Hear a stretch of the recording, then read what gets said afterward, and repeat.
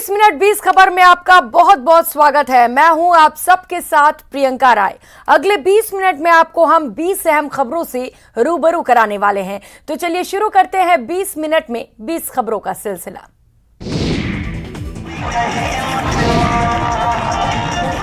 सजा हुआ गणेश पंडाल, भक्तों की भीड़ लगी है और इनके बीच भगवान हनुमान की वेशभूषा में सजा ये युवक जो अपनी भक्ति में लीन होकर थिरक रहा है। और ये क्या, इसी बीच वो जमीन पर गिर जाता है, मौके पर ही उसकी मौत हो जाती है।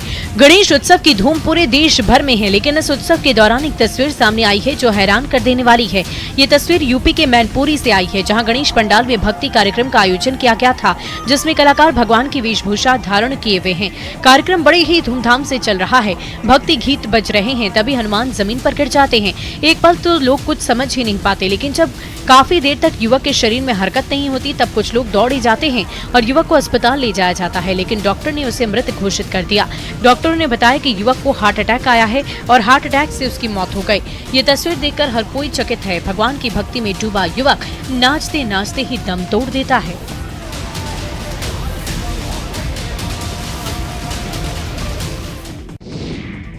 राजस्थान रोडवेज का निजीकरण नहीं होगा। परिवहन मंत्री बृजेंद्र ओला ने इस बात से साफ इनकार किया है और कहा है कि बस अड्डों का अधिग्रहण नहीं होगा और रोडवेज बसों को आर्थिक सहायता दी जाएगी। दरअसल रोडवेज कर्मियों को आशंका है कि प्रदेश सरकार रोडवेज का निजीकरण करने जा रही है और इसके लिए सरकार ने अधिकारियों की नियुक्ति भी कर दी है। कर्मियों को ये भी लगता है कि मौजूदा बस अड्डों को भी निजी हाथों में सौंप दिया जाएगा। इसे रोकने के लिए रोडवेज कर्मी लगातार विरोध कर रहे हैं। उनका कहना है कि अगर सरकारी बस अड्डों पर निजी बसों को लाया गया तो एक बार फिर से बड़ा आंदोलन होगा और रोडवेज बसों का संचालन रोक दिया जाएगा। हालांकि अभी रोडवेज कर्मियों और परिवहन मंत्रालय के बीच वार्ता जारी है।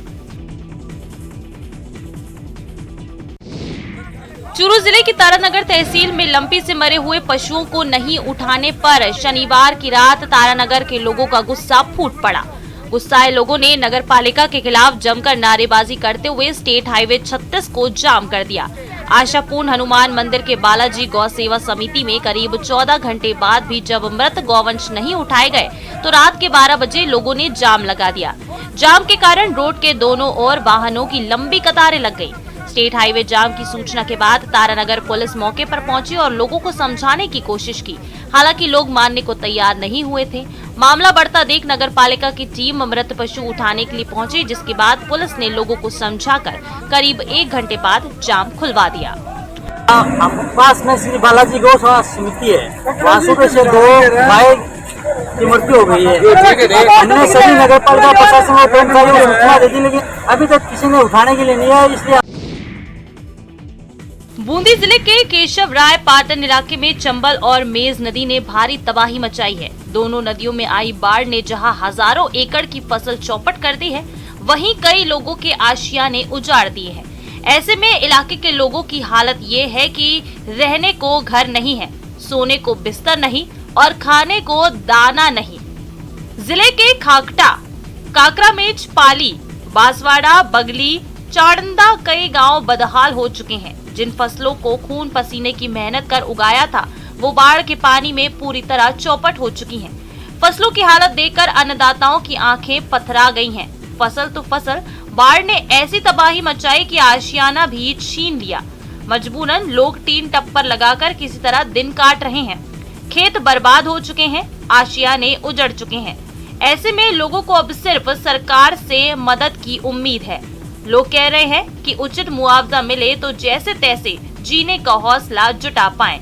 जिला प्रशासन का कहना है कि सर्वे रिपोर्ट सरकार को भेजी जाएगी, जिसके आधार पर लोगों को मुआवजा दिया जाएगा।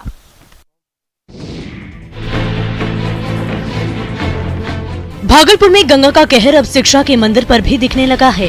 गंगा के जलस्तर में लगातार बढ़ोतरी होने से तिलका मांझी भागलपुर विश्वविद्यालय, इंजीनियरिंग कॉलेज और ट्रिपल आईटी के कैंपस में पूरी तरह पानी प्रवेश कर चुका है, जिससे पढ़ाई करने में छात्राओं को काफी कठिनाइयां हो रही है।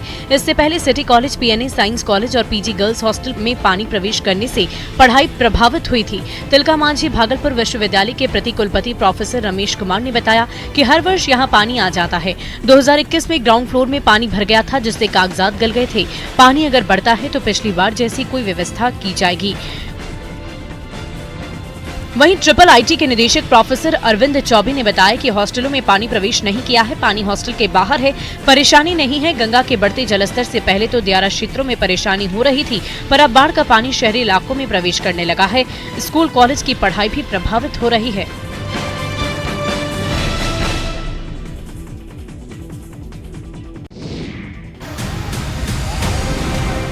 किनारों पर है जिंदगी और बीच में मुंह बाय खड़ी है मौत। रेस्क्यू के इस वीडियो को देखकर आपके रोंगटे खड़े हो जाएंगे, जब जांबाज वनकर्मी और स्थानीय लोग मौत को चकमा देने में लगे हैं। उन्हें कैसे भी झरने में फंसे लोगों को बचाना है। मौत और जिंदगी की जंग की ये तस्वीरें रोहतास के डेहरी अनुमंडल क्षेत्र से है, जहां तिलौथू के तुतला वाटरफॉल का रौद्र रूप देखने को मिला। इस दौरान कई लोग पानी की तेज धार में फंस गए, जिसे रस्सी के सहारे रेस्क्यू कर किसी तरह निकाला गया। देखिए किस तरह से तुतला भवानी मंदिर कमेटी के लोगों की मदद से वन विभाग के कुछ कर्मियों ने मिलकर 6 लोगों को पानी के मझधार से बाहर निकाला। इस दौरान खतरनाक रूप से पानी का बहाव देखा जा सकता है। दरअसल कैमूर पहाड़ी पर मूसलाधार बारिश होने की वजह से तुतला वाटरफॉल ने मौत के झरने का रूप धारण कर लिया, जिसमें कई लोग फंस गए, लेकिन स्थानीय लोगों की दिलेरी से किसी तरह सभी को पानी से बाहर निकाला गया।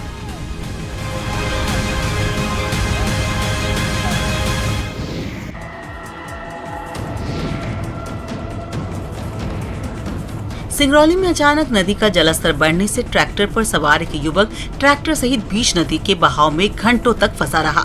पानी ज्यादा होने के चलते बड़ी मुश्किल से युवक तैरकर नदी से बाहर आया और अपनी जान बचाई। कड़ी मशक्कत के बाद क्रेन की मदद से ट्रैक्टर को भी बाहर निकाला गया। पूरा मामला सिंगरौली जिले के तिनगुड़ी चौकी इलाके के तिनगुड़ी ग्राम पंचायत का है, जहां पर अचानक ही नदी का जलस्तर तेजी से बढ़ गया। इस दौरान ट्रैक्टर से जा रहा युवक ट्रैक्टर सहित नदी में फंस गया। युवक पानी के तेज बहाव में काफी देर तक फंसा रहा। ग्रामीणों ने बाहर निकालने का काफी प्रयास किया, लेकिन वो उसे बाहर नहीं निकाल पा रहे थे। जैसलमेर में आदिमानव काल के पत्थरों के हथियार मिले हैं। ये हथियार जिले के तेजुआ गांव के कौलरिया माता मंदिर में पाए गए हैं। विशेषज्ञों के मुताबिक ये हथियार 1 लाख वर्ष पुराने हो सकते हैं। इनमें पत्थर की कुल्हाड़ी और स्क्रैपर आदि शामिल है। इससे अंदाजा लगाया जा सकता है कि आदि मानव सभ्यता का विकास क्रम जैसलमेर में मौजूद रहा है, क्योंकि 3 वर्ष पहले भी यहाँ करीब 15 लाख वर्ष पुराने हथियार मिले थे। 3 वर्ष पहले मिले पत्थर से इस बार के पत्थरों के हथियार छोटे हैं। इसका मतलब साफ है कि ये विकास का क्रम है। जैसे जैसे आदिमानव ने हथियारों का उपयोग किया, अपनी सुविधा के अनुसार हथियार छोटे कर दिए, ताकि शिकार करने में घातक रहने के साथ साथ उनका उपयोग करने में भी आसानी रहे। आदिमानव सभ्यता के विशेषज्ञ का दावा है कि यहाँ आदिमानव की गुफाएं भी मौजूद हैं।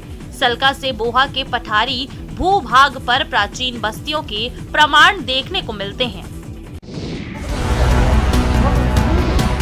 गजराज के झुंड ने लगातार वन क्षेत्रों में उत्पात मचा रखा है।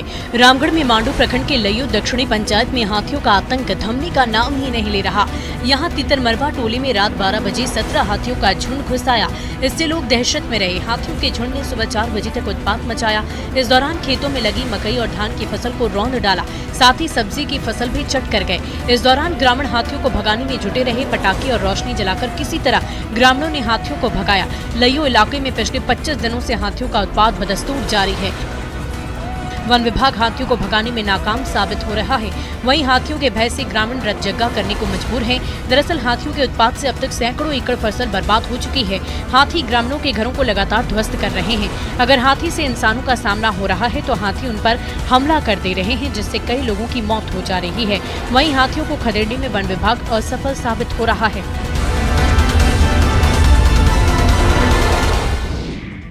शनिवार रात दिल्ली के राजौरी गार्डन में टेंट के एक गोदाम में आग लग गई। देखते ही देखते आग ने विकराल रूप धारण कर लिया और पूरी गोदाम को अपनी चपेट में ले लिया। आग की खबर मिलते ही दमकल विभाग की 25 गाड़ियां मौके पर पहुंची। घंटों कड़ी मशक्कत के बाद आग पर काबू पाया। आग लगने से लाखों रुपए के नुकसान की आशंका जताई जा रही है। जानकारी के मुताबिक रात करीब 1 बजे आग लगी। घटना राजौरी गार्डन इलाके में HDFC बैंक के पास विशाल इनक्लेव की है। आग लगने के कारणों का पता लगाने के लिए जांच जारी है। गनीमत ये रही कि आग लगने से किसी के झुलसने की खबर नहीं है। उत्तर प्रदेश के बरेली जिले का भरतौल गांव प्रदेश का पहला गांव बन गया जहां हर घर में पीने के लिए आरओ पानी उपलब्ध है। सभी लोगों को स्वच्छ पेयजल उपलब्ध कराने के उद्देश्य से गांव में 4 आरओ प्लांट लगाए गए हैं। अधिकारियों ने निकट भविष्य में और अधिक आरओ स्थापित करने की योजनाएं बनाई है। यह गांव पहले ही पंडित दीनदयाल उपाध्याय पंचायत सशक्तिकरण और मुख्यमंत्री पंचायत प्रोत्साहन पुरस्कार हासिल कर चुका है। ग्राम प्रधान ने बताया कि फिलहाल 4 आरओ मशीन लगाई गई है, लेकिन जल्द ही और मशीनें लगाई जाएंगी। वहीं जिले के मुख्य विकास अधिकारी ने कहा कि इस कदम से लोगों को पानी से होने वाली बीमारियों से बचाया जा सकेगा। उन्होंने कहा, ये गांव पहले से ही आदर्श ग्राम पंचायत के तहत स्थापित है। उत्तराखंड की केदार घाटी को प्लास्टिक मुक्त बनाने के लिए जिला प्रशासन ने एक अनोखी पहल शुरू की है। यहाँ देश में पहली बार डिजिटल QR कोड के माध्यम से केदारनाथ धाम को प्लास्टिक मुक्त बनाने की कवायद शुरू कर दी गई है। इसको सफल बनाने के लिए केदारनाथ धाम में फैल रही प्लास्टिक की बोतलों को एकत्र किया जा रहा है। वहीं जो श्रद्धालु QR कोड वाली प्लास्टिक की बोतल को वापस कर रहा है, उसे बोनस के रूप में 10 रुपए दिए जा रहे हैं। करीब 3 महीने पहले ही केदारनाथ धाम में पानी की बोतलों पर QR कोड लगाना शुरू कर दिया गया था। इसे एकत्रित करने की मुहिम भी चलाई जा रही है। इस अभियान को केदारनाथ के साथ ही अब केदारनाथ घाटी के सोनप्रयाग, गुप्तकाशी और गौरीकुंड सहित कई बाजारों में भी चलाया जा रहा है। गुजरात के तापी जिले के आबच गांव की छात्राएं पढ़ाई के साथ साथ अन्य प्रदेशों की जीवन शैली भी सीख रही हैं। सरस्वती कन्या विद्यालय में चल रहे इस खास तरह के आयोजन के दौरान छात्राएं मिजोरम का बम्बू डांस सीख रही हैं। चेराव या बांस नृत्य मिजोरम का पारंपरिक नृत्य है। इसे मिजोरम के सबसे पुराने नृत्यों में से एक माना जाता है। माना जाता है कि यह नृत्य एक अनुष्ठान से निकला है। इस नृत्य शैली में बांस को जमीन पर सीधा या फिर क्रॉस फॉर्मेशन में रखा जाता है। तापी जिले के अंबाज सरस्वती कन्या विद्यालय की छात्राएं इस डांस को तापी जिले के आसपास के इलाकों में दिखाती हैं और जो आमदनी मिलती है उससे अपने गहने और डांस के लिए ड्रेस वगैरह खरीदती हैं। तापी के इस ग्रुप को राज्य सरकार से पुरस्कार भी मिला है और मिजोरम का यह डांस इन दिनों गुजरात में आकर्षण का केंद्र बना है। पश्चिमी राजस्थान का महाकुंभ कहे जाने वाला बाबा रामदेव मेला परवान पर है। दर्शन करने के लिए समाधि स्थल से नौखा धर्मशाला से आगे करीब 1.5 किलोमीटर लंबी श्रद्धालुओं की कतार लगी रही। भीड़ को देखते हुए बाबा रामदेव समाधि समिति और पुलिस प्रशासन की तरफ से सुरक्षा के माकूल प्रबंध किए गए। इस अवसर पर जोधपुर, पाली, जालौर, सिरोही, गंगानगर, घड़साना, करणपुर सहित उसके आसपास के स्थानों से बड़े बड़े संघ के दर्शन करने के लिए पहुंचे। श्रद्धालु अपने साथ कपड़े का घोड़ा लेकर भी आए। अष्टमी के दिन सासी समाज सहित अन्य समाजों के संघ परमाणु नगरी पोखरण पहुंचे। भक्त आपस में गुलाल लगाते नजर आए और साथ ही बाबा रामदेव के भजनों पर डीजे की धुन पर थिरकते हुए नजर आए। भीड़ को देखते हुए पुलिस प्रशासन की ओर से सुरक्षा के कड़े प्रबंध किए गए हैं।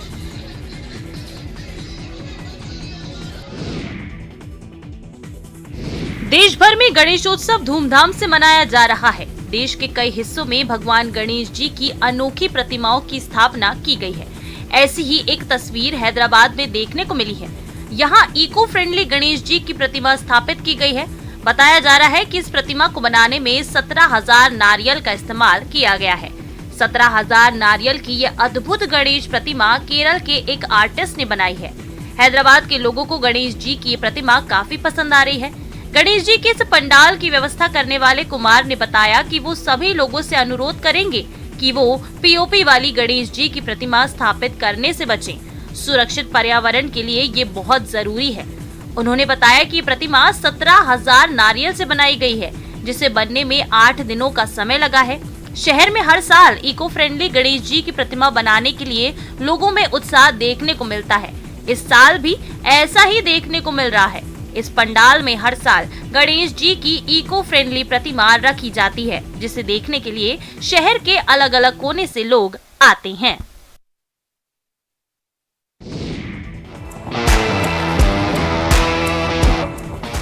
ग्वालियर में गणेश उत्सव को लेकर लोगों में काफी उत्साह देखा जा रहा है। ग्वालियर शहर में गली गली चौक चौराहों पर भगवान गणेश प्रतिमा की स्थापना की गई है। इस दौरान ग्वालियर में बच्चों का एक म्यूजिकल बैंड आकर्षण का केंद्र बना हुआ है। एमके सिटी इलाके में बच्चों के म्यूजिकल बैंड ने गणेश पंडाल में अपनी प्रस्तुति दी। बच्चों को इस म्यूजिकल बैंड पर श्रद्धालु खूब झूमते नजर आए। कोरोना काल के चलते पिछले 2 साल से गणेश उत्सव नहीं मनाया जा रहा था। यही वजह है कि ग्वालियर में इस बार गणेश उत्सव की धूम है और बच्चों का म्यूजिकल बैंड सबका मन मोह रहा है।